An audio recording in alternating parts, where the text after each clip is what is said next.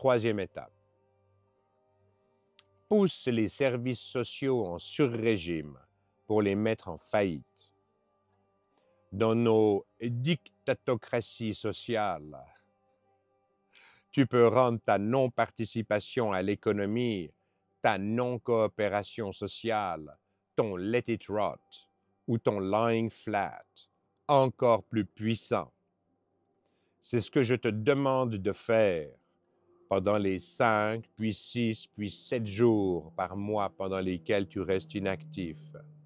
Déclare-toi malade, souffrant ou au minimum indisponible pour des raisons de santé.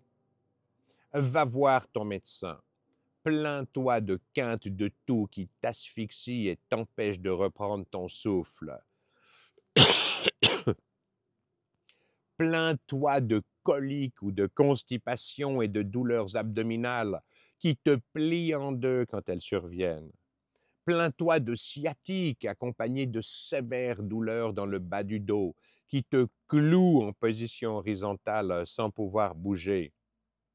Plains-toi de douleurs articulaires qui t'empêchent de marcher. Plains-toi de maux de tête abominables. Plains-toi d'insomnie, de dépression ou de burn-out. Fais-toi prescrire le maximum de médicaments possibles. Obtiens les certificats médicaux nécessaires.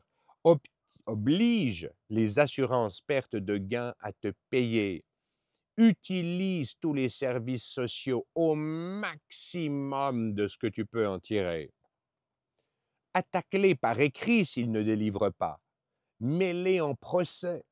Prends-les à leur propre jeu administratif et submerge-les de requêtes pour qu'ils ne sachent plus où donner de la tête. Noie-les dans leur propre paperasse administrative pour qu'ils ne puissent plus rien gérer, pour qu'ils se perdent dans leurs procédures, pour qu'ils soient forcés de travailler 20 heures par jour tout en sachant qu'ils ne produisent aucune valeur, qu'ils sont les marionnettes du pouvoir. Au final, tu veux les mettre en faillite. Tu veux que l'État soit en faillite, qu'il ne puisse plus payer personne. Tu veux que le système s'écroule. Tu veux qu'il meure pour le voir renaître sous un nouveau jour. Tu veux le faire sans violence dans les rues, sans sortir de chez toi, mais avec une extrême détermination, avec une extrême discipline pour que cela dure le moins longtemps possible. Tu veux qu'il y ait le moins de dégâts collatéraux possibles pour que les plus démunis ne soient pas abandonnés, pour qu'ils ne souffrent pas trop longtemps. Les États ne doivent pas avoir d'autre choix que de te rendre ce qui t'appartient. Un gouvernement à ton service.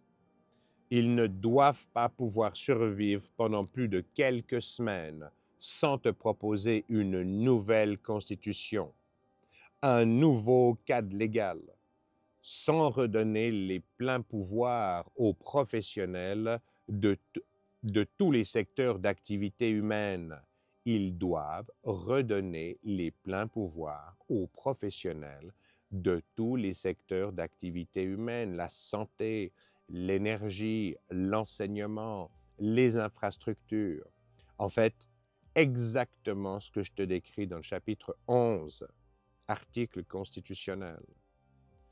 Tu les prends à leur propre piège administrato-procédural pour leur offrir le plus beau cadeau du monde.